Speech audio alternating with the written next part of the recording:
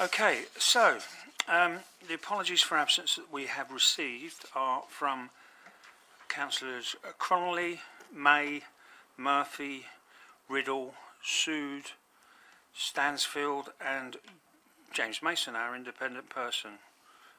Is there anyone on that list who's here? No? Good. Okay, I'll pass over to the Chief now for the emergency evacuation procedures. Thank you, Chair. So we're not planning on any fire alarm test or drill today, so if there is an alarm that actuates, then please make your way out into the main building, and then we'll do a roll call out on the main building, outside the main doors, just in the foyer in front of the building. Thank you. Thanks, Matt. So moving on to declarations of interests. I'll move over to the clerk now. Thank you. So collectively, the members will have an interest in paper 10. That's the refresh of the members' allowances scheme for 2026-2027. But that's the only declaration of interest we have. Thank you, Zoe. Is there anyone else who's got something to bring up before we start? No? Brilliant. Okay. We have had a public access statement from Amanda Mills of the FPU. Amanda, can you find the microphone? I could just speak loudly, is that all right? Yeah, you could, just a little bit. It's just for the video recording. It's, You have to do the IT. She's right next to me. Thank you. Make sure it goes on video. Okay, thank you. Thank you. Chair, members, officers and staff, I'm Amanda Mills. I'm the Brigade Secretary for the Fire Brigades Union. I've been a firefighter for 17 years. I'm saddened to have to be addressing you today on a topic that we've visited too many times. I'm hopeful that the CFO has briefed you on this area already, and any of you that sit on the LGA are already involved. Firefighters are highly skilled professionals dedicated to keeping their communities safe, but their pay and the current pay structure in the fire service fails to recognise their true value. Since 2003, a flat pay structure has left most firefighters stuck on the same rate for years, with limited opportunity for progression. This outdated system must go. We need a new structure that reflects the skill, commitment and professionalism of our members. We are clear that we want fair pay progression, an end to the CPD postcode lottery, pay equality for retained firefighters and control staff, and investment in the fire and rescue service to make it happen. This needs to be new money, not merely penny pinched from another pot elsewhere. In 2025, the pay settlement, employers committed to working with us to finally fix the broken pay structure, and talks are already underway with the goal to deliver pay reform by 2027. But this won't happen unless we fight for it together. Firefighters across the country are facing increasing demands, from record-breaking wildfires and flooding to risks posed by unresolved building safety crisis to increasingly varied non-fire related incidents. But the fire service is underfunded and undervalued. We are operating with 20% fewer firefighters than we had in 2010, and central government funding has plummeted. Our pay has fallen by 12% in real terms. In many other public services, including teaching and nursing, workers benefit from structured pay progression. Firefighting demands years of training and the maintenance of critical life-saving skills. Yet once firefighters become fully qualified, there's no clear path for pay progression unless they secure a promotion, and these positions are limited. Morale and mental health within the fire service is under strain. Recruitment and retention are becoming serious challenges. If we are to maintain a world-class emergency response, we must ensure that we have enough firefighters and equipment, and that those on the front line are valued fairly and paid accordingly. To solve any of these problems and to save lives, we need investment from central government. Firefighters have been pushing for funding for many years, but we desperately need the support of local government and fire authorities. We applaud the work undertaken by the CFO and Chair in securing additional funding for Avon Fire and Rescue Service, and thus avoiding firefighter redundancies, which we all recognise would have had a profound effect on the communities that we serve. However, unless radical changes are made by government regarding the poorly named Fair Funding Review, which sets our grants, we will be facing similar challenges too soon. That's why I'm asking you to use your influence to lobby for urgent central government investment in the Fire and Rescue Service and to ensure that our local fire service backs improvements to pay and conditions, including structured pay progression in national negotiations on pay. We would also like to publicly put on record our sincere gratitude for the collaborative approach between Avon Fire and Rescue Service and the Fire Brigades Union in honouring firefighter Fleur Lombard, QGM, at the recent memorial event held in Staple Hill and Kingswood Fire Station. The Red Plaque project aims to recognise as many fallen firefighters as possible for their selfless work to protect others. The day was marked with respect, reflection and professionalism and was a fitting tribute to our fallen sister Fleur. A delegation from the National Women's Committee of the Fire Brigades Union attended on the day, with firefighters travelling from Hampshire, London, Berkshire and the West Midlands. This is testament to the strength of our fire family nationally and ensures lessons learned will bring reform and legacies will always be honoured. Thank you. Thank you, Amanda. And before I pass to the Chief for a response, I'll just say that thank you for all your work around the Red Plaque. I think it was truly a moving ceremony that was arranged by Avon Fire and the FPU, and it was lovely. I think her family of Fleur Lombard really appreciated it as well. Anyway, here's Matt. Thank you, members. Thank you, officers. Amanda, in your capacity as Brigade Secretary for the Fire Brigades Union, thank you for your statement and for raising your concerns to Avon Fire Authority and to myself as Chief Fire Officer and Chief Executive for Avon Fire and Rescue Service. I fully acknowledge your concerns, specifically in relation to your point that pay and the current pay structure in the fire service fails to recognise the true value of our firefighters. Our firefighters are on the front line each and every day protecting our local communities. The role of the fire service, which includes all staff groups, ranging from firefighters, control staff, protection officers, prevention teams, and our critical enabling services, are highly skilled and dedicated professionals who constantly go above and beyond to serve and protect our local communities. And it is my belief, as Chief Fire Officer, that they deserve fair and equitable pay. In accordance with sections 38 and 43 of Chapter 8 of the Localism Act 2011, we have set out the Fire Authority's policies relating to the remuneration of uniformed and operational staff within our Pay Policy Statement 2025-26. The statement sets out, as Chief Fire Officer, Chief Executive, I have the delegated responsibility to ensure that pay arrangements for all employees of the Fire Authority comply with the nationally agreed Grey or Green Book terms and conditions of employment. This includes whole-time, on-call and control room staff. The remuneration, I can't say it either, apologies, levels for staff groups are subject to national negotiations as contained within the Scheme of Conditions of Service of the National Joint Council for Local Authority Fire and Rescue Services, known locally as the Grey Book. The NJC announces an annual award from the 1st of July each year. Negotiations for the pay awards for the 1st of July 2026 are ongoing, and we continue to engage fully with the NJC on the high-level discussions that seek to develop new proposals for delivering pay reform by 2027. I would therefore welcome the opportunity to meet locally with the Fire Brigades Union and how we can work together at a local level to support the ongoing national discussions. Finally, thank you for acknowledging the collaborative approach that we took between the Fire Brigades Union and Avon Fire and Rescue Service in honouring Firefighter Lombard, QGM, on the 4th of February, marking 30 years since her devastating loss. I would also like to thank the Fire Brigades Union for your leadership and the support on this significant occasion. While I cannot speak on behalf of Fleur's family and fire service colleagues, I am confident that the unveiling of the red plaque would have brought great comfort that Fleur's memory remains in our hearts, and always will do. The care and respect shown by the Fire Brigades Union in commemorating her bravery ensured that the ceremony was both dignified and deeply meaningful. The red plaque stands as a lasting tribute to Fleur's courage and sacrifice, and it will serve as a powerful reminder for generations of future firefighters and members of our community on the sacrifice that all firefighters make towards the safety of others.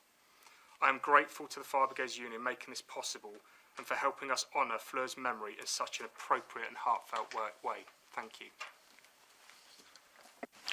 Thank you, Chief. And I know that Amanda mentioned it in her speech on the day, but the fact that our best recruit is given the Fleur Lombard Silver Axe at the end of their course, I think is lasting testimony. Richard. Thank you, Chair. May I thank Amanda for her very passionate statement and also the Chief Fire Officer for his statement. I don't believe there's a single member around this table who disagrees with a word of that statement. But I'm very conscious, even though we believe we may have fair pay by 2027, bearing in mind Verity's later report, we are still to receive the grant letter. I'm not convinced local government always does things at our pace, so can I respectfully request, I don't believe there's any contention in Amanda's statement, that you pass the letter and say it was raised here, has the support of the Fire Authority to the relevant Secretary of State with responsibility for firefighting. Thanks, Richard. And yeah, we can get it forwarded to the Minister. Okay, moving on to Chair's business now. Welcome, everybody. And I hope that you all enjoyed your tour of Severn Park. I had a chance to talk to the new recruits that were down there on a bit of a break. And, sorry, excuse me. And the graduation ceremony for them will be in, I think, 11 weeks' time. So it would be fantastic if members can actually see the training facilities being put into use. It used to be a regular occurrence. Unfortunately, it hasn't been for the last couple of years. So I know a lot of the members haven't seen that. This Avon Fire Authority meeting is taking place at Severn Park Training Centre, and we are recording it for the public to view on the Fire Authority YouTube channel. And I'll just pass over to Zoe again. Just the usual, the polite request and reminder that in our support of inclusivity, if everybody could please make sure that they use their microphones, speak one at a time if at all possible, and look in my direction. It will really greatly assist me in participating in the meeting. I have placed my Bluetooth devices around the meeting room, which will help, but your assistance is greatly appreciated, so thank you very much. Thank you very much, Zoe. We'll start off with the members introducing themselves. I'm Councillor Paul Goggin, representing Hartcliffe and Withywood Ward on Bristol City Council, and I'm the Chair of the Fire Authority, and I'll go to my left. Afternoon, I'm Dan Thomas, Councillor for Congsby and Puxton on North Somerset Council. Robin Moss, Councillor for Westfield in Bath and North East Somerset. Tom Renhards, Councillor for Hawford Ward in Bristol City Council. Cam Hayward, Councillor for Knoll in Bristol. Councillor Richard Eddy, Bishopsworth, Bristol. I'm Councillor Ron Hardy, for representing Emerson's Green, South Gloucester Council. Annie Townsend, representing Central Ward in Bristol. Good afternoon, I'm Robert Payne, Councillor for Weston-super-Mare Central on North Somerset Council. Councillor David Wilcox in the fine city and county of Bristol. Tim Kent from Bristol City Council. Councillor Yassin Mahmood. Oh, sorry. Go. Councillor Ron Cartheni, Bath and North East Somerset. Councillor Yassin Mahmood, Lawrence Hill, Bristol City Council. Thank you, members, and we'll go for the officers now, and again I'll go to my left. Zoe Coombs, Clerk and Monitoring Officer. Good afternoon, I'm Verity Truscott, Statutory Finance Officer. Good afternoon, Amber Foreman, Director of Corporate Services. Good afternoon, Emma Bowen, Democratic Services. Scott Ward, Corporate Assurance and Planning Manager. Natalie Mainstone, I'm Community Risk Management Planning Manager. Caroline Taylor, Head of Corporate Assurance and Continuous Improvement. Lee Rogers, Efficiencies and Savings. Claire Bentley, Head of Finance. Luke Gazzard, Assistant Chief Officer for Service Delivery. Hi, Richard Welch, Assistant Chief Fire Officer, Service Deliveries, Paul. Good afternoon, Paula Lyons, Assistant Chief Officer, Portfolio.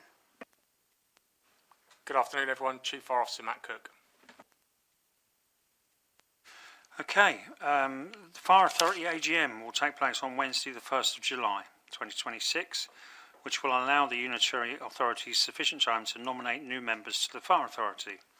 An induction event will take place for new members on Monday the 22nd of June 2026. If you are not remaining on the authority and you have an ID badge for headquarters, can you please return it to Democratic Services as soon as possible? Last week I went along with Councillor Moss and the Chief, and then Paula was there as well, speaking on the last day, which surprised me, but you were great. And it was really interesting to talk to members from fire authorities all over the country, and you can see why the government wants to sort of rationalise things, because everybody seems to do things in their own way. We had some great talks and workshops. The Minister, Samantha Dixon, I think, was there and addressed the meeting. I particularly enjoyed the workshop on new technology, things like underwater drones and all sorts of different bits and pieces, which they were looking for proof of concept. And I said, well, you know, if you've got any that you want tested, we'll take them to Ukraine. But yeah, it was very interesting and very informative as well, which is not always the case when you go to a conference, as I'm sure you're all aware.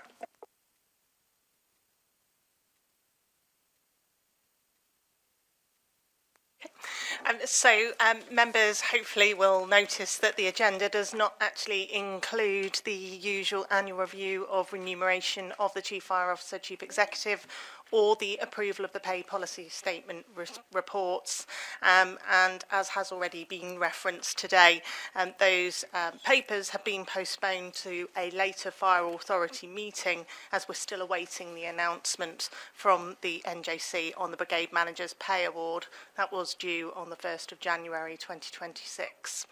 These papers will hopefully be with you at the next authority meeting on the 1st of July, provided, of course, that the announcement has been made in advance of that date.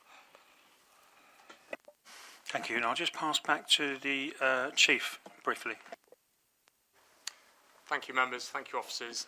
Forgive the unplanned item. However, trying to keep it a surprise, to be honest. So we've got two members who it's their last full fire authority after 8 years of dedicated service, which I'd just like to say a few words, if it's okay, if that's permitted by the chair and by members. Okay. Oh, sorry. It is on. Oh, okay. Sorry. Can you hear me now? Is that okay? Thank you. So, members, officers, this will be the last full Fire Authority meeting for Councillor Paul Goggin, our chair, and for Councillor Richard Eddy, who are from Bristol City Council. Both have seen many changes to the Fire Authority and its membership, including the approval of the governance review in April 2023, which resulted in a change to our committee structure.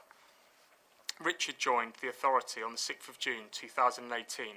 He became a member of the Performance Review and Scrutiny Committee and substitute member for the Local Pension Board.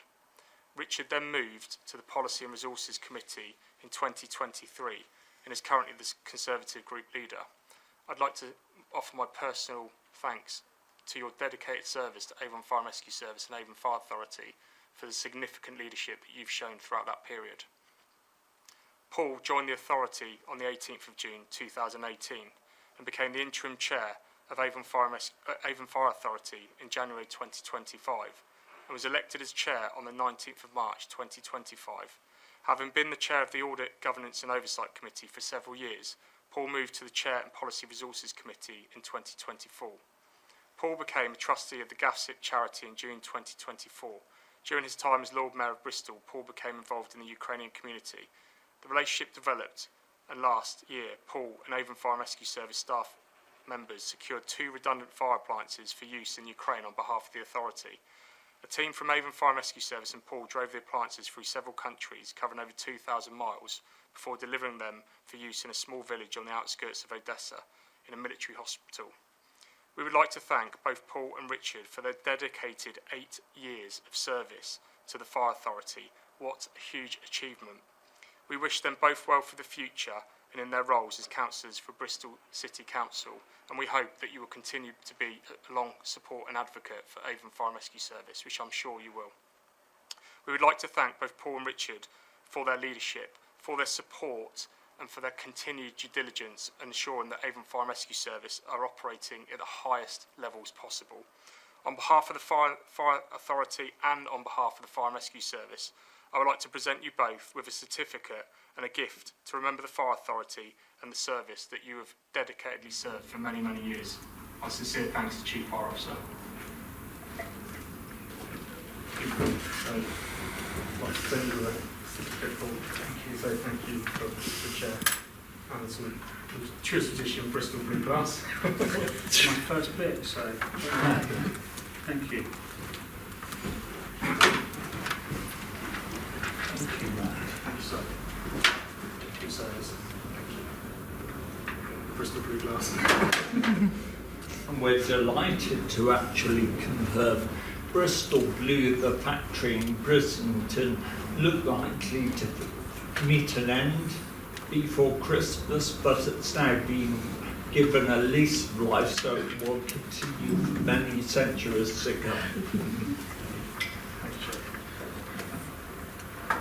Yeah, I don't know where to go after that. But thank you very much. At least I'm not in tears, which I did expect to be. So, and if members are minded to change the term limits, I am available for the next 2 years. Richard, is there anything you want to say? I was thinking, any council meeting, of course, you hear too much from members, to be fair, but all I would like to say is it's been, indeed, Cam, it's been a particular pleasure, of course. Actually, although I'm a political animal, what's been incredibly refreshing, as I did say to Brenda, the former chairman, you come here and you fight and you lobby cross-party for Avon firefighting and the rescue service, and you don't necessarily know the political allegiance of every member. And I think that's quite a tribute to this body. Thank you. If only councils were run that way. But yeah, thank you, and thanks also for facilitating the trip to Odessa. Obviously, I visited there before, and I met with the fire chief of the Odessa fire. He was the only permanent employee there. The others were all gentlemen of my age and above, volunteers, because everybody else had been sent to the front, obviously. And I asked him, I said, I'm on the Avon Fire Authority, is there anything we can do to help you out? Expecting him to say, yeah, we need some helmets or some high-vis gear or something like that. And he said, well, we're awfully short of fire engines. And due credit, if you don't ask, you don't get. I contacted Matt via WhatsApp from the Ukraine, and he said, funny enough, there are 4 fire engines at the end of their life. 2 are earmarked for Gambia, but the other 2 we don't know what we're going to do with yet. And so I asked him to reserve them, put my name on them, and it turned out, I looked at the calendar, and it turned out if we organised it really quickly, we could leave Bristol on Ukrainian Independence Day, which we did, and we could get to Odessa in time to be there for their city's birthday, the 2nd of September every year, and so that we could really say happy birthday, Odessa. And I was there for about 10 days that time, and after I left, 3 days after I left, there was a 100-year flood event, unfortunately, which 10 people lost their lives. But our engines were used straight away, so it was quite gratifying to know that they're out there saving lives. So yeah. Anyway, moving on with the normal stuff. Can everybody please use? Chair, can I propose a round of applause for our departing members, please, including yourself?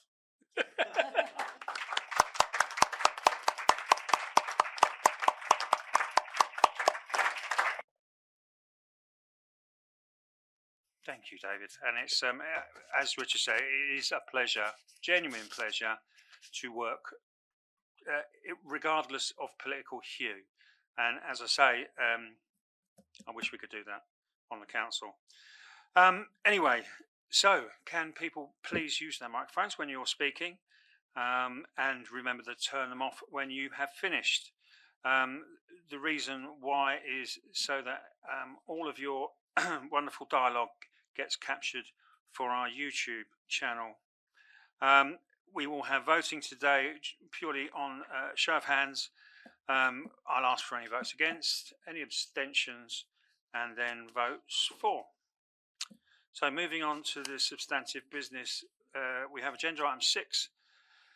We have minutes of the Avon Fire Authority meeting held on the 13th of February.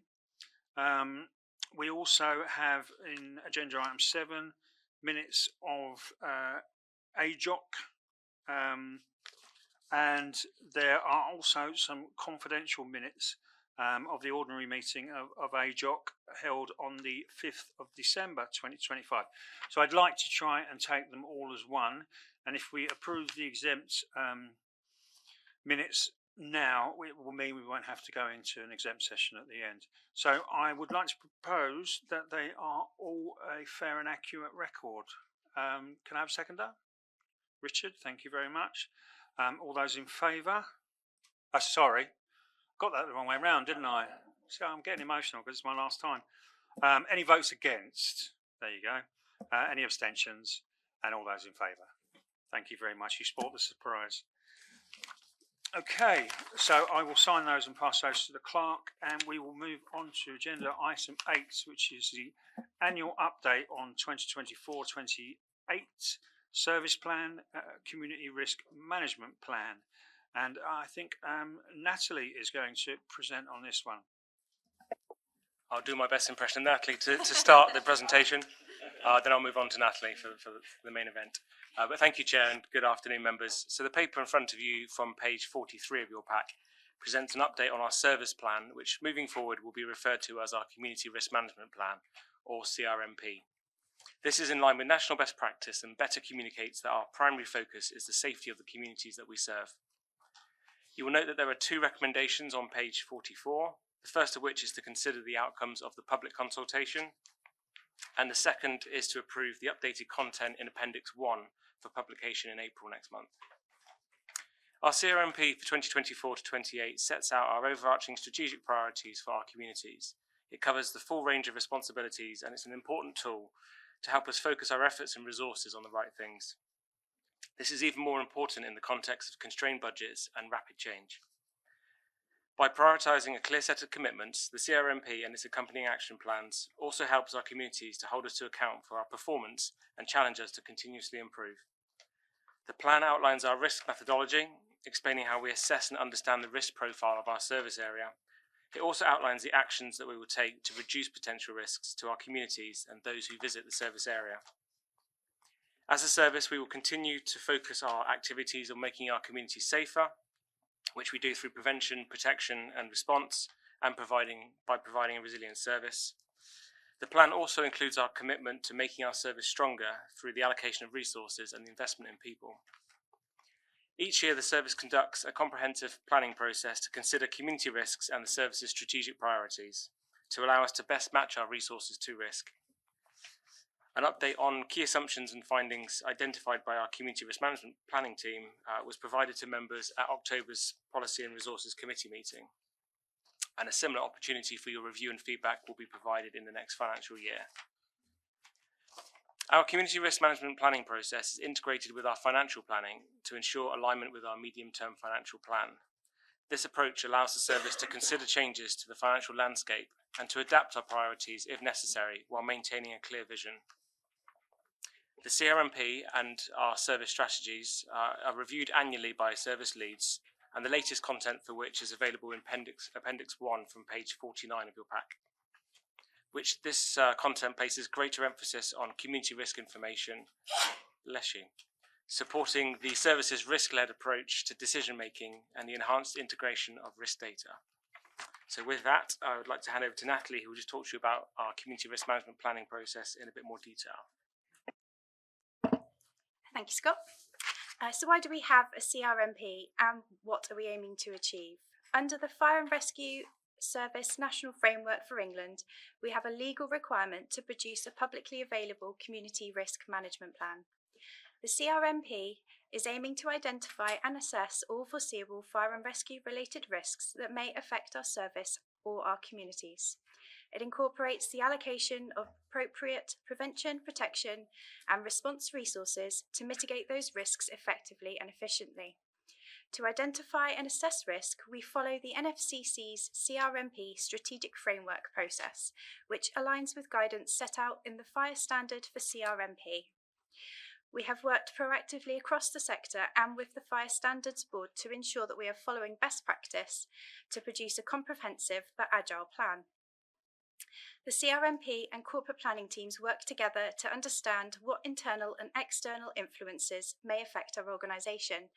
An analysis of the political, social and economic environment is completed and presented to strategic leaders for further analysis to highlight any trends or any opportunities. The CRMP team work to identify risks and potential hazards to our communities through several methods. We use horizon scanning to assess emerging risks, reviews of the National Risk Register and Local Risk Register, analysis of our incident data to look for trends and potential shifts in demand, risk modelling combining demographics, insight data and incident data to pinpoint areas of risk and vulnerability.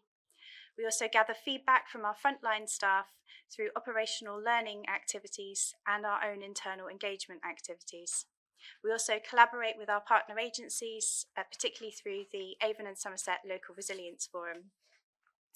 Risk information is presented to the Service Leadership Board and to strategic leads who set out their proposals for the strategic objectives and subsequent plans for balancing risks, challenges and opportunities against our vision, our mission and our available budget. A summary of risk information considered this year in developing the strategic priorities was presented to the PRC in October, and this has been included in this report for your consideration. Some of the key points are related to the increase in population in our service area. We are seeing a large amount of planned development, both housing and industrial, across the service area, but most notably in South Gloucestershire and in North Somerset. A number of these planned developments include high-rise buildings. We now have more than 240 across our service area, and we're looking at some new developments that include buildings of up to 30 stories. We've seen increasingly that extreme weather events increase our incident numbers. Last year, our incident numbers for attended incidents were up 10% on the year before. This was driven by an increase in numbers of special service calls, which includes road traffic collisions, bariatric rescues, assist ambulance, gain access, lift rescue, and many other incident types. We saw these incident types increase by 19% last year, mostly driven by gaining entry and assisting other agencies. By consulting with our community, our staff and our partners on our proposals, we can ensure transparency within our planning processes, adjust our plans where necessary, and raise awareness of our work. I'd now like to hand you back to Scott to talk through the consultation process and the mechanisms that we use to consult on our CRMP objectives. Thank you, Natalie. So moving on to the consultation report, which is available in Appendix 2 on page 89 of your pack. So we ran a 6-week consultation process from the 30th of December to the 9th of February, which was predominantly carried out through an online questionnaire, although hard copies and copies in alternative formats were available on request. Firstly, we'd just like to thank all members of our community, staff and our partners who took time to complete the consultation. In total, we received 651 questionnaire responses, which are analysed and considered by service leads. These responses also inform our underpinning action plans to deliver against our strategic objectives. While this response rate is higher than previous years, we recognise that this is a small percentage of the population served by AFRS. However, this level of response is comparable to the response rate of other fire and rescue services. We adopted an integrated approach to reach and engage with as many people as possible, including key stakeholders identified in our communication strategy. The consultation report provides full details of the methods of communication used, but to provide a few examples, we went out for feedback using local media outlets, our social media platforms, and by directly emailing our staff, partner agencies, and community contacts. Details of the percentage of respondents that agreed with our plans to address local risk for each of our objectives can be found on pages 92 and 93 of your pack. We recognise there are limitations to the level of engagement and response that we can achieve within a 6-week consultation period. Therefore, we will continually seek opportunities to engage with our staff and local communities and capture feedback throughout the delivery of our 4-year plan. In conclusion, we have considered and acknowledged feedback received throughout the annual planning process, which informs our CRMP, service strategies and annual delivery plans. So with that, I'll hand back to the Chair for any questions. Thank you.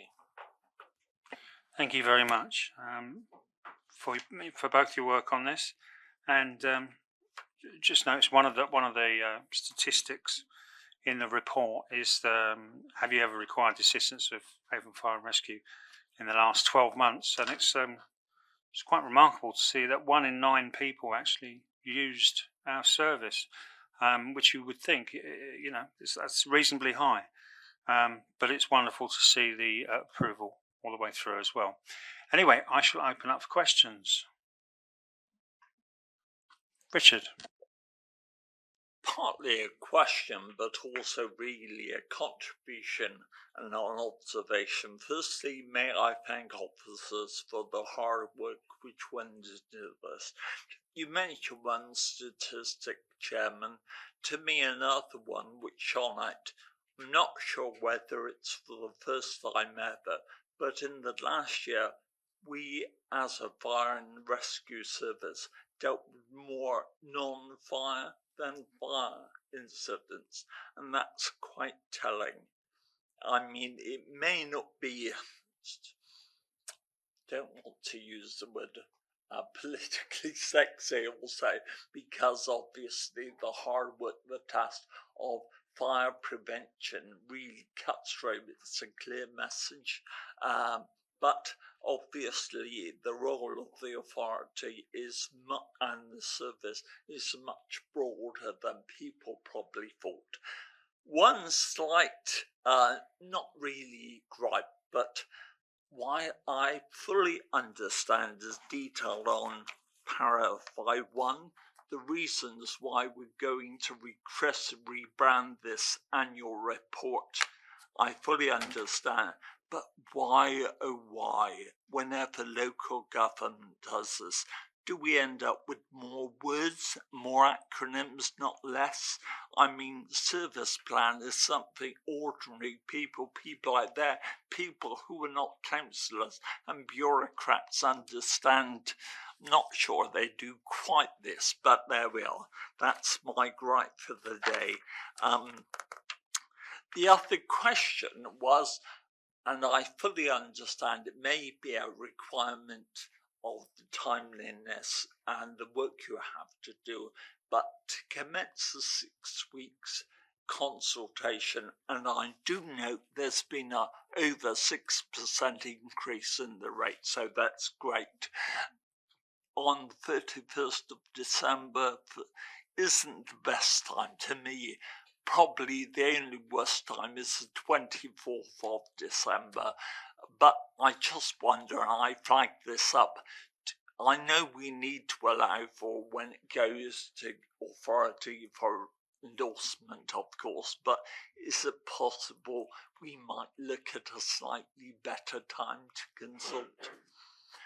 The third point, which, and I ask members' indulgence over, because I hope it's taken in the spirit in which it's meant, though I suspect it may not be. Even a good friend of mine, Lady Amelia Cope, the former wife or the wife of the former MP for Bristol Gloucestershire, called me to the right of barbed wire, which probably is true. But on the achievement section, and I do appreciate stats will be updated in April, I suspect, quote, real people out there, the people we aim to serve, would want to see what we've achieved and what recognition we've got in fire safety and community safety first, and not. I appreciate we're going on a cultural journey, but to have diversity and other issues first, couldn't it be slightly reprioritized? Not that I'm saying it's not important, but I do think it might start with community safety and individual safety first. Thank you very much, Councillor, for those observations and questions. I'll do my best to address them in turn. So firstly, just in terms of the CRMP terminology, it really is nationally now the terminology that is adopted, really. I think the previous IRMP only now exists still within the national framework. So for that, we're just trying to align with other services and the national picture. Absolutely agree with your observation in terms of the challenges with the timings of the consultation and the narrowness of the window, which at the moment is dictated both by the deadlines for committee papers, but also when we receive the financial information as well. So what we're working on at the moment with our head of communications is a 2-year strategy that will look to put that activity over a greater time period and therefore not restrict people to such a narrow window, and also over the sort of Christmas New Year period. So we will look to address that in the next financial year. And then finally, in terms of the achievement section, so what we're looking to do this year is complete the financial year rather than try to provide the information in advance, and align our achievements in reporting with our annual performance report, but absolutely take on board the feedback with regard to community safety and fire safety. And I think the integration of that achievement information with our metrics in the performance report will probably help strengthen that position, but absolutely captured that to take back to the team. Thank you. Caroline? Yes, just to support what Scott said on the CRMP, the Community Risk Management Plan, it is best practice, but also our service plan, I understand, is probably a more common term in terms of local authorities, but it does illustrate it's a plan of what we want to deliver, but the terminology of Community Risk Management Plan, I think it's got that more focus and emphasis on the fact we're trying to sort of identify, assess and manage risks. I think what we need to be mindful of is that when we are producing any external publications, we're not using the acronym of CRMP and we're using the language. It's a Community Risk Management Plan. But thank you for the observation. I hope that helps. Thank you. And the Chief would just like to come in as well. Yeah, thank you, Councillor. Your point around terminology, I think, is a really important point and well made. And we must ensure as officers that we communicate the Community Risk Management Plan in a way that the public understands, so that we can increase engagement with it. It is a key change in terminology. It links to the national fire standards. So there's a specific national fire standard for community risk management planning. So by changing the terminology, it aligns fully to that fire standard. Obviously, it links to His Majesty's Inspectorate and how they inspect fire and rescue services. And there's a direct link and correlation to the national framework, which is obviously the underpinning legislation under the Fire Services Act. So it aligns to those key standards, but totally accept that we need to ensure that we communicate in a way where people understand what that actually means around an integrated approach to reducing risk within our communities. Thank you. Thank you. Any other questions or comments? Robert, and then David, and then Councillor. Thank you, Chair. I noticed that you said at the start of this that you were surprised that the number of or the percentage of people who'd actually required the assistance of the service. Well, it seems to me that that's probably because those people who have used the service are more likely to have responded to the survey. And if that is the case, then that might in fact skew the results somewhat, and people are likely to be more positive about the service than the general public at large. So I just think we ought to bear that in mind when looking at the results. Thank you, Chair. I'd like to talk about the table on paragraph 5.9, which is on page 46, the big bundle. So the Fire and Rescue Service has tended 10% more incidents than it did last year. Is that an upward trend or a downward trend? Well, obviously it's an upward. Is the trend downwards or static on those things? And at what point do we have to reprofile the service if those number of incidents increases? Please. Probably one more for the CFO than you guys. Well, I can answer as to the trends. Actually, it turns out last year was fairly exceptional. That was quite a big increase year on year. We don't normally see an increase as high as 10%. I was also just having a quick look. We're approaching year end for 2025 to 2026. Our latest incident numbers indicate we'll be down on against last year. So thankfully not an increasing upward trend. We're also seeing that the numbers of special service calls are coming slightly lower as well. So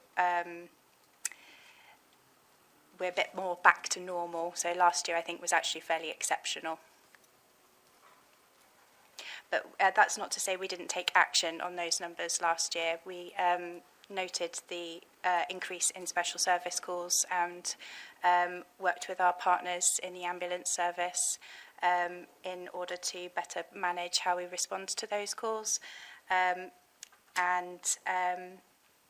We are looking more ahead for this year about how we can continue that work too.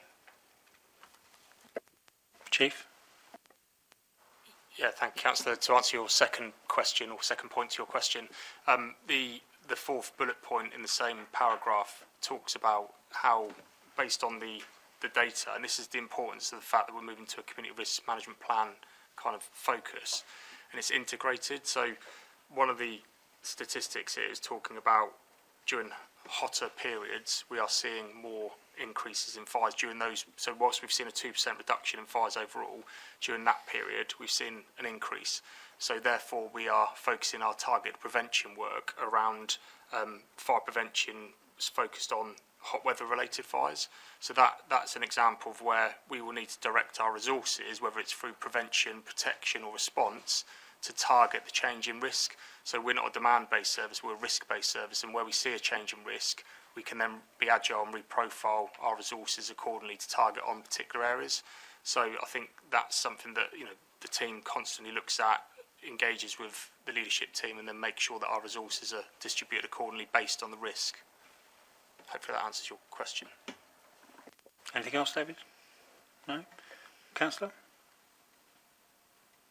You had a question, sorry. Thank you, Chair.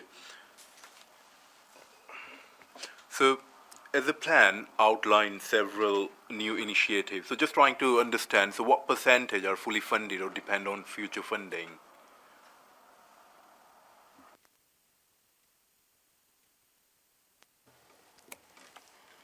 So our CRMP is aligned with our medium-term financial plan.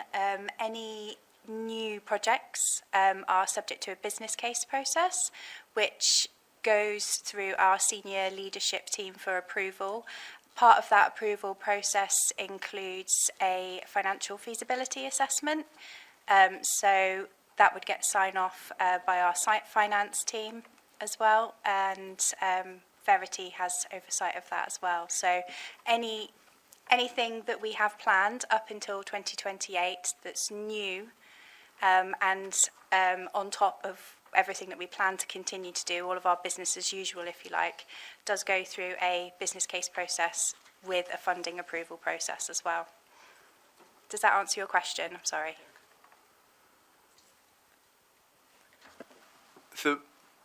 Sorry, just trying to understand. So currently the plans which we have, like all the initiatives which we have on the list, some of them they are already new.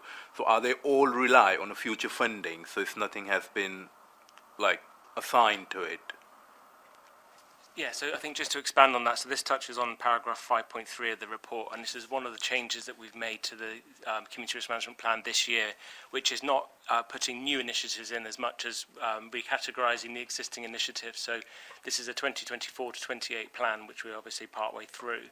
So what we've tried to do at this stage is differentiate between what has now been completed and therefore becomes sort of business as usual versus what is still new work, project work to be done. But the finance of that in alignment with the medium-term financial plan was aligned at the beginning of our 4-year planning period.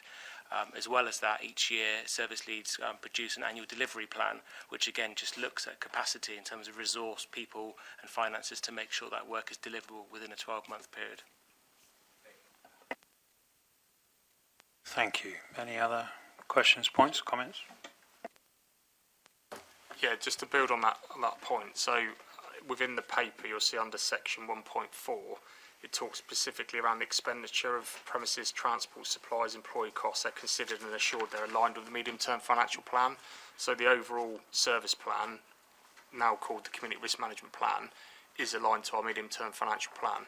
One of the things we're looking to do in service is also develop deliverable plans for each function, each directorate. So this plan is over 4 years, so this is our highest level strategic document within the organisation. So it sets out our four-year strategy. It's owned by the Fire Authority and delegated accountability to deliver it by the Chief Fire Officer. Within the service, we're looking to create annual delivery plans, which sets out this is what we will continue to do and this is what we will do in line with the Community Risk Management Plan. And those annual delivery plans will then be funded as part of that annual finance cycle through the Statutory Finance Officer. So we're constantly improving the way to ensure there's that golden thread from the highest level strategic document, which is the CRMP, all the way down to annual delivery plans. So hopefully that gives you some assurance that yes, the answer is yes to your question. If anybody else? No? Well, we are asked to consider the outcomes of the public consultation as set out in Appendix 2, which we have, but we are also asked to approve the Community Risk Management Plan content in Appendix 1 for publication in April this year. So I'd like to propose that we do so. Can I have a seconder? Richard? Sorry, Dan, you were just a little bit too slow there. Any votes against? Any abstentions? And all those in favour?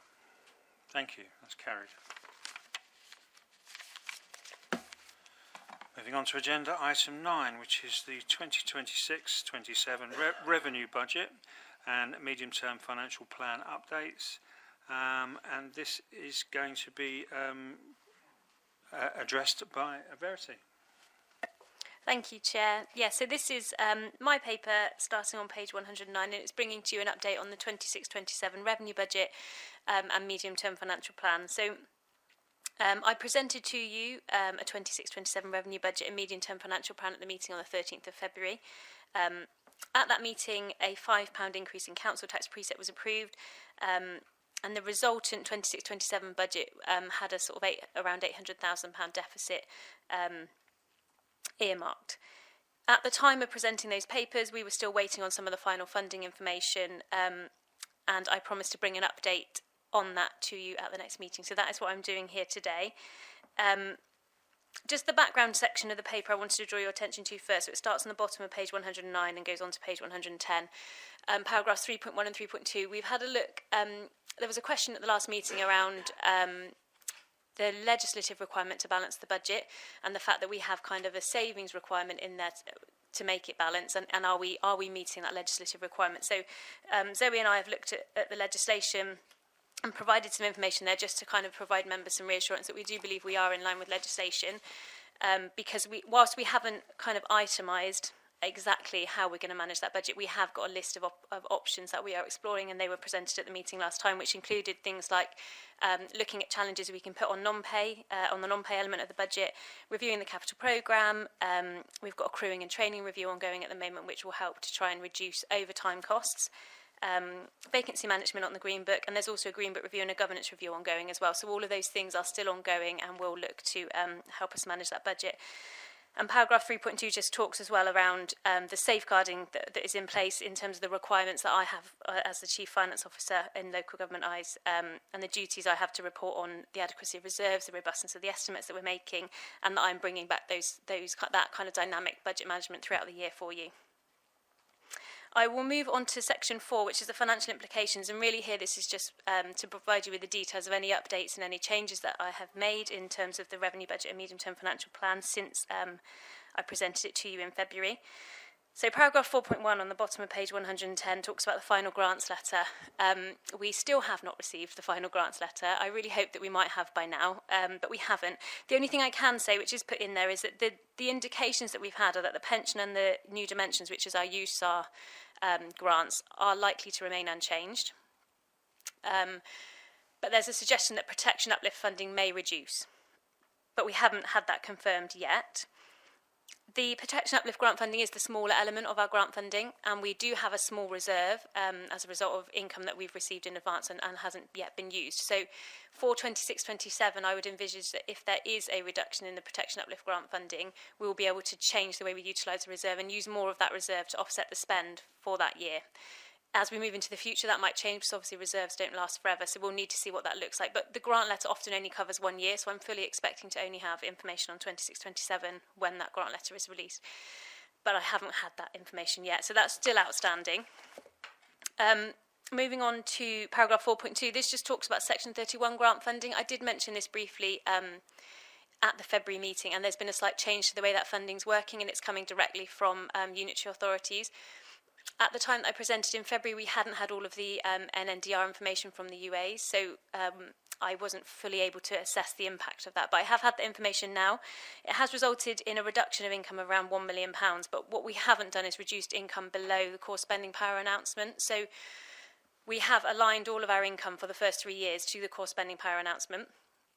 And then on top of that, we receive grants and any other income, which might be investment income. So that's kind of how we've built our budget assumptions. But we have, for 26-27, been able to delve down a little bit deeper because we have that NNDR information from the unitary authorities. Paragraph 4.4 talks about the review we've done of pay costs, so particularly whole-time firefighter pay costs. We reviewed these in a little bit more detail since I presented the budget to you last time. Because we've got 2 training schools running during 26-27, I just wanted to check the assumptions that have been made there. And these new training schools will fill vacancies rather than add to our establishment. So we've just refined those assumptions, and what's happened is that's meant that we can take some of the costs away from that area as well. So there's been a reduction in the whole-time firefighter pay costs. And that reduction is then pulled across all years in the medium-term financial plan because the first year is always a starting point. But we have retained 3% assumption on pay awards for future years.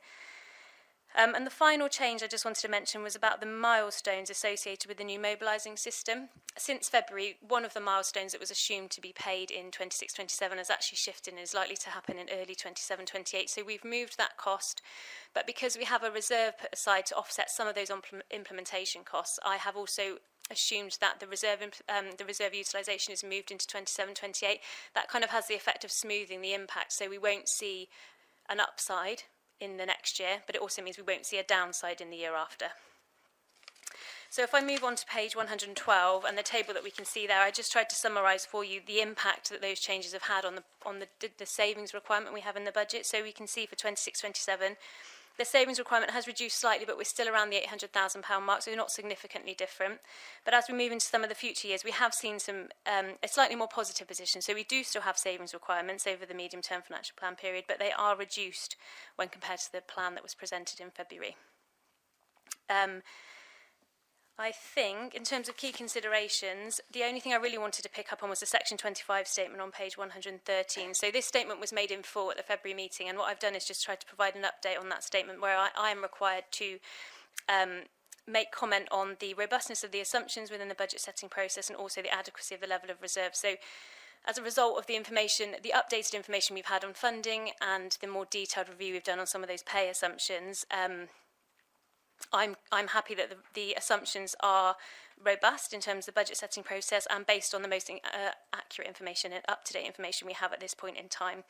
And in terms of the adequacy of the level of reserves, we haven't changed the overall reserve utilisation assumptions within the budget. What we've done is just shifted them across different years. So my previous statement around how the kind of reliance on utilisation reserves is not excessive still stands. So that previous section 25 statement that I made, I'm still happy with, and paragraph 5.6 just confirms that. And that is, I think, all I wanted to say, but happy to take any questions. Thank you very much, Verity.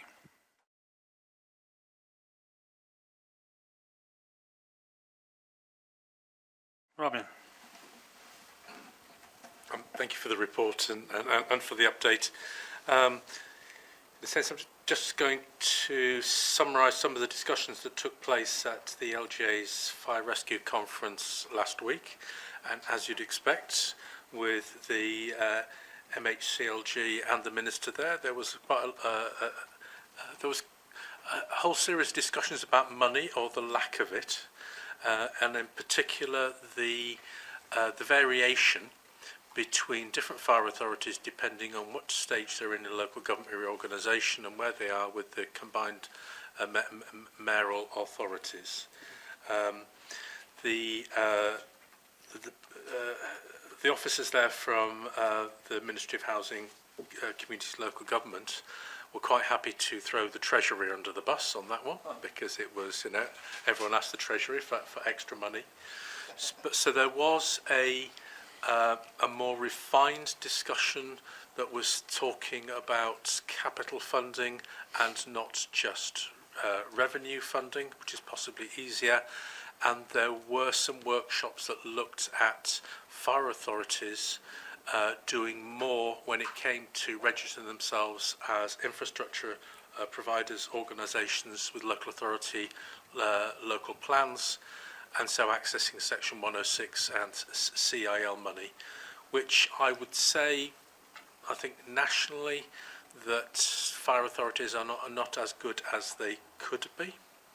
And I spoke a couple of times about the importance of capital funding and one-offs, because if we look at the medium-term financial plan running through, the capital financing costs are rising exponentially, and anything that can actually reduce that actually comes back to the discussion, the presentation from the Fire Brigades Union about we need more money in the system. Interestingly,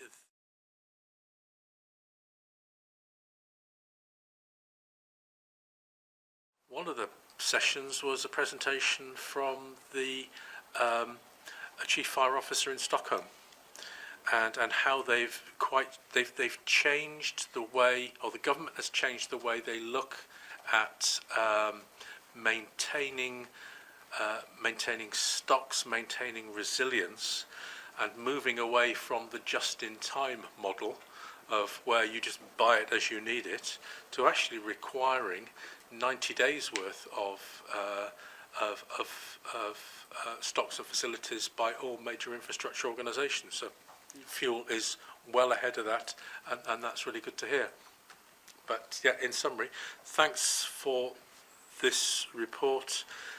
I think the issue is that we need to be nagging government to bring the grant levels up to where they were at 15 years ago, and revenue as well as capital. Thank you.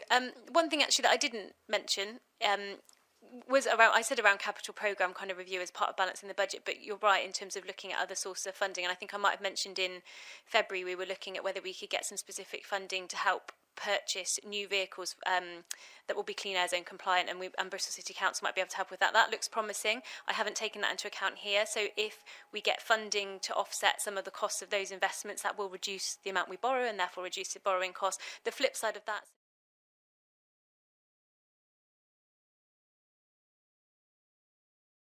interest rates have gone up. So it might be that we borrow less, but we have to borrow at a higher rate.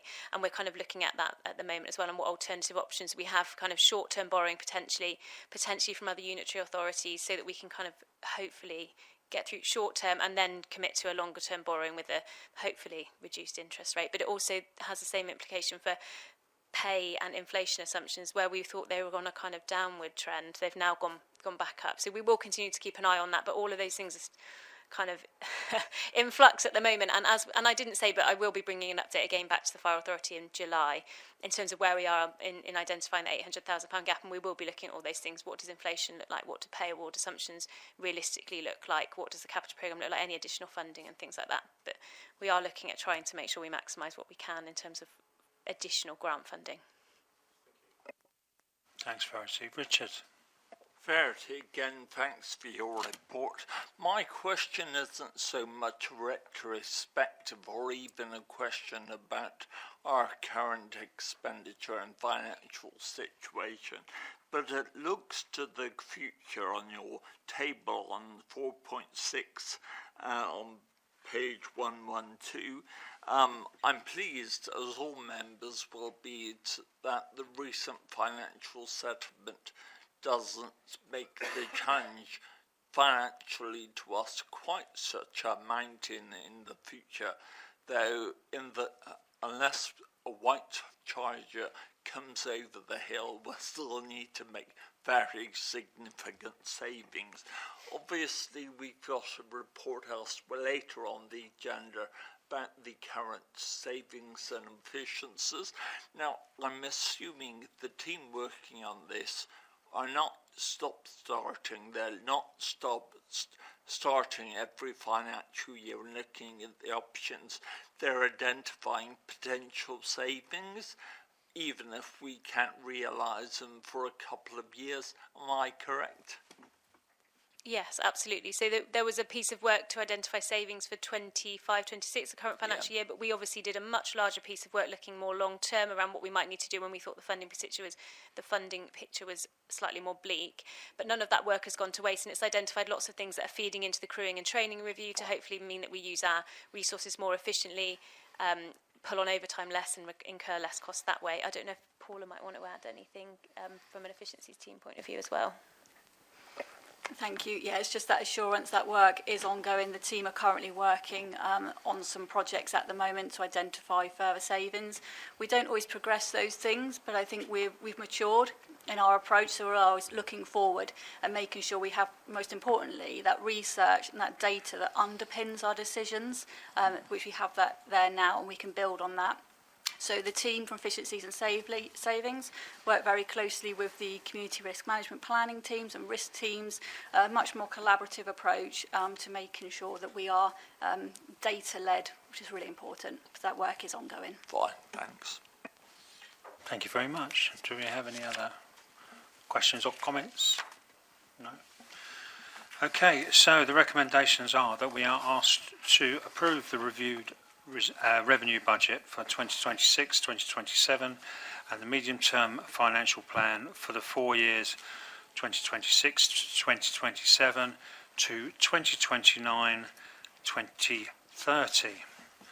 So I'd like to propose that we do so. Can I have a seconder? Tom, thank you. Any votes against? Any abstentions? And all those in favour? Thank you. That's carried.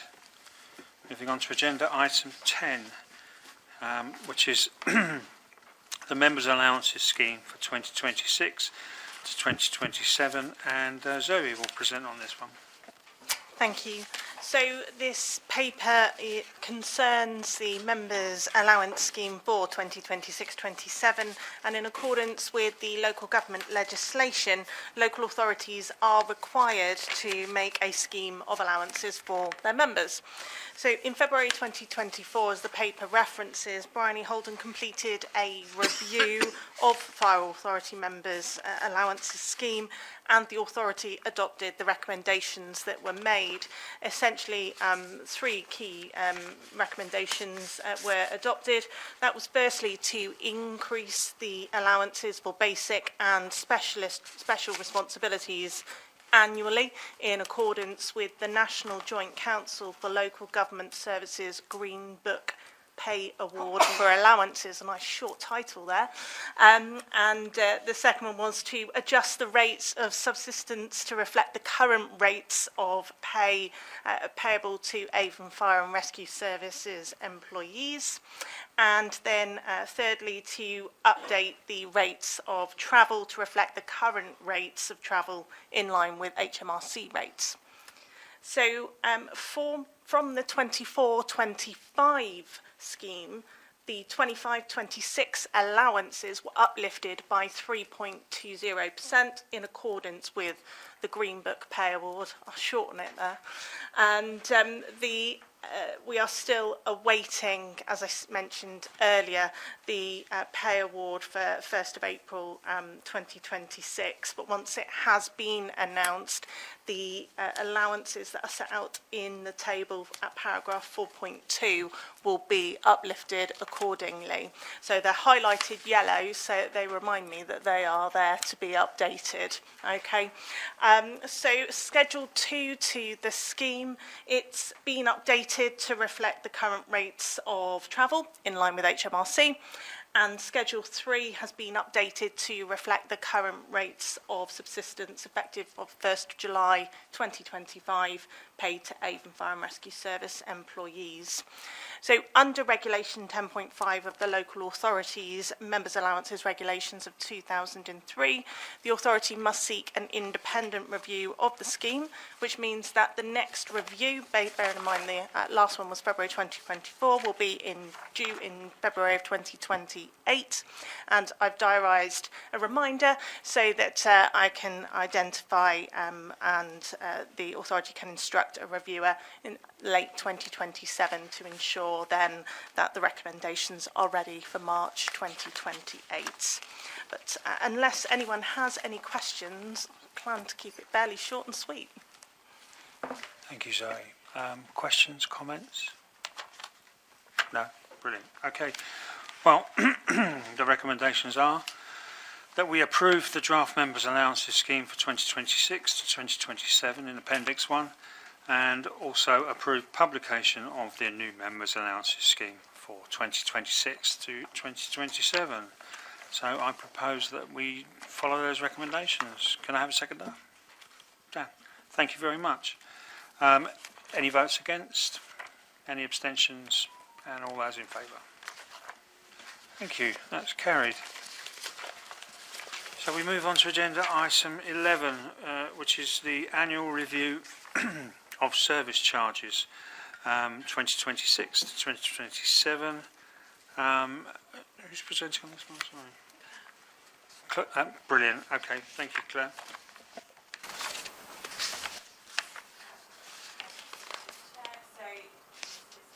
Thank you. Good job somebody's paying attention.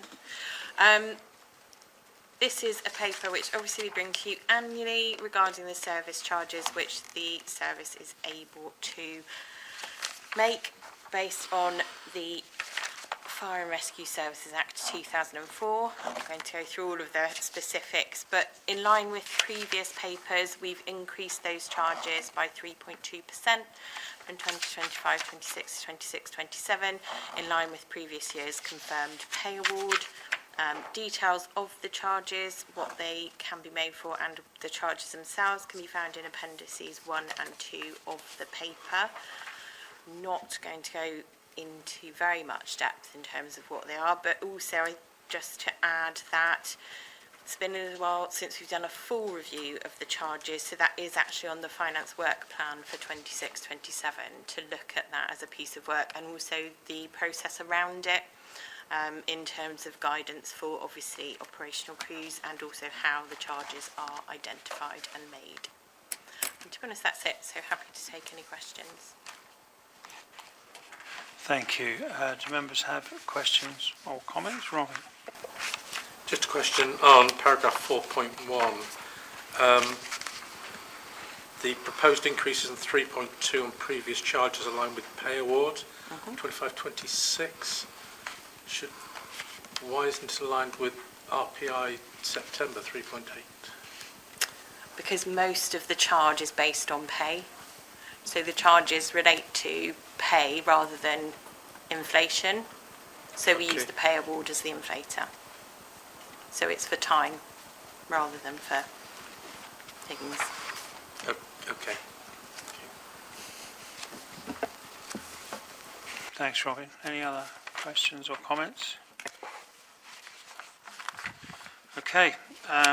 We are asked again to approve the charging structures set out in appendices 1 and 2 with effect from 1st of April 2026, and approve that the charges be levied in full in all cases, but power be delegated to the Chief Fire Officer stroke Chief Executive to remit the whole or part of the charge if in all circumstances they consider it appropriate to do so. So I would propose that we approve both those recommendations. Can I have a seconder? Thank you, Yasin. Any votes against? Any abstentions? And all those in favour? Thank you very much. Agenda item 12, which is efficiencies and savings, and Lee's going to present on this one. Good afternoon. I'm here to update on the efficiencies and savings programme, which is page 141 in your packs. Before I start, just like to say the deadlines for this, the paper would allow me only to update to January, but we do have further information in regards to February and even into March as well. So the programme was completed for the financial year for 25-26, and that included 7 options to produce a savings of 515k originally. This report also updates on the progress of the Productivity and Efficiencies Plan 25-26. And the authority is asked to scrutinise the progress of the 7 options under the E&S programme against predicted savings and recommendations for improvements. Okay, so moving on to paragraph 3.2, which gives a overview of where we are year to date of the 7 options. Initially, the options were agreed at 515k. That was adjusted to 505 when the medium-term financial plan was finally agreed, and our target for the year is now 505. So moving through the projects, we have utilising day duty greybook staff. These are the officers that work day roles to actually go out and ride fire engines 1 day a month, and that has not met the requirement for the year so far. We've had some issues around getting the programme working and getting officers to take the fire engines out and apply them. So moving on to the crew-based training. So that is due to excuse me, sorry. Getting nervous. Sorry. So the crew-based training is basically where our crews are trained on station rather than going out to this training centre, and that is far exceeding where we thought we'd be so far in the year. We've also got detached duty movements and standby movements, which started later on in the year, so they have slightly become less than where we predicted. And we've got a review of the drone mobilisations, and we've also got a reduction in greybook and greenbook staff. Okay, we will also look at a productivity report that will look at non-pay efficiencies and our productivity increase of 3% and 2%. Also, Appendix 1 presents an overall table of the entire excuse me, sorry. The officer day cover, as I said, is doing really well, and we have and our overall summary of the project is the overall RAG rating is amber as of January 26 and has delivered 94% of our predicted savings. And that's where we're at. My apologies. Thanks, Lee, and don't worry about it, mate. Honestly, we all have to start somewhere. I know of a certain council leader who, the longer he speaks in public, the more his legs tremble. I couldn't possibly say who that was. So anyway, we'll open up for questions and comments. Tom. You mentioned you might have some more up-to-date figures as well. Did you want to just run through those if you've got them to hand? Yeah, so the up-to-date figures are that we are on prediction to hit our savings, and we will be monitoring those over the last month. But we are pretty consistent through the months now. So every month has been pretty consistent in its reporting through. So we are on target overall. Thank you. In which case, my thanks to you and the team for your work over the last 12 months. Yeah, thank you. Hear, hear. Any other questions or comments? Richard. Yes, Lee. Very impressive to see the increase. Well, we've seen an uptake before of the increased savings from crew-based training, so that's impressive.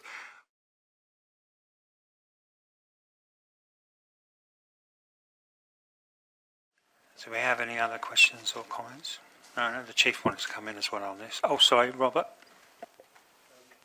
Yeah, I just wanted to check a couple of the figures on the table in 3.2.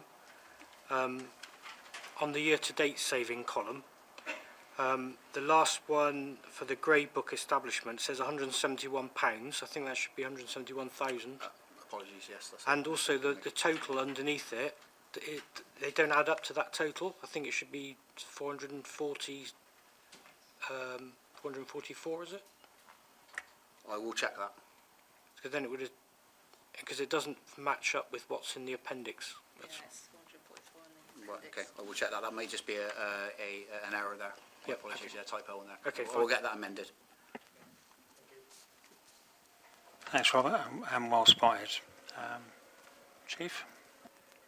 Sorry, Tim, did you want to come in? Well, I did have a brief question.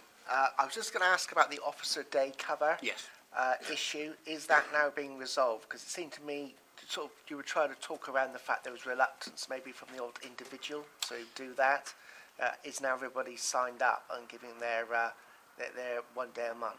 Yes, absolutely. So this month has been the first time we've had a full complement undertake that, so we have seen progression on that. And I think it wasn't only reluctance. I think there was elements around some of the systems we put in place weren't very user-friendly. So we've updated the system. We've got a live system now that people can book the days when they go and work. And we've also we produce a report that goes to their people's line managers now to ensure that we've got that level of governance there. And also yeah, we felt that has really helped us in getting those figures up. Chief. Yeah, thank you, members. What I will say is a thank you to Lee and the team. So to operationalise these efficiencies across the year has been challenging. You know, these are new things that we've put in place. So at the beginning of the year, we set out ways in which we felt we could meet efficiencies, and to deliver this level of savings over a 12-month period, bearing in mind some of these didn't start immediately because they needed to be operationalised, I think is credit to the team, to Lee's leadership, but also to the people that sit behind this. So, for example, our training teams have had to repurpose and change the way they work in order to then go out and do crew-based training, which has had a significant positive impact, not only on the numbers, because this isn't just about efficiencies in terms of numbers. Yes, that's what we set out to deliver in terms of the beginning, December when we went out to take this piece of work. But it's also about making sure we maintain effectiveness. So it's efficiencies and effectiveness. And actually, some of these, for example, the crew-based training has not only delivered savings financially, it's also improved the way in which we train for on-call and whole-time firefighters. So my thanks on record to Lee and the team and everybody that sat behind these numbers, because it's been difficult to operationalise. It's not easy to make savings across fire and rescue service without having a negative impact. And I think this demonstrates where we've been able to do it and do it well. Thank you. Agreed, I think. Dan. Thank you, Chair. Just a quick one on the crew-based training. Can we have a little bit more information on why it's so overperformed the year-to-date kind of expected predictions of savings? Yeah, the initial projections were made before my time in tenure, and the way that it was worked out is meant that we've actually ended up over subscribing to that because of the expansion of courses. So we've had an extra course added to that crew-based training. So we looked at other options. When it was initially worked out, it was based on one course, and then when we've looked at it more, we can expand that to more courses. So more courses means that we make more savings.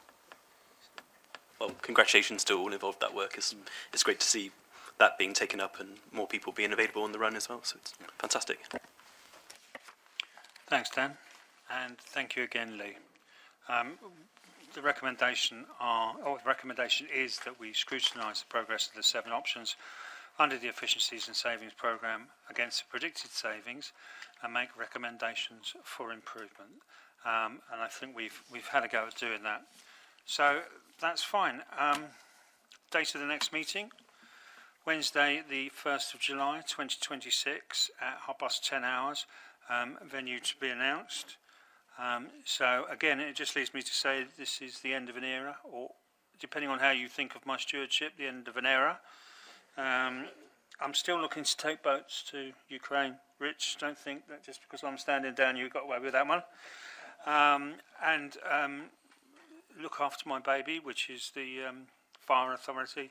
It's been an absolute honour and a privilege to be able to be part of it as a kind of firefighter fanboy that I am. Okay, so thanks for nothing.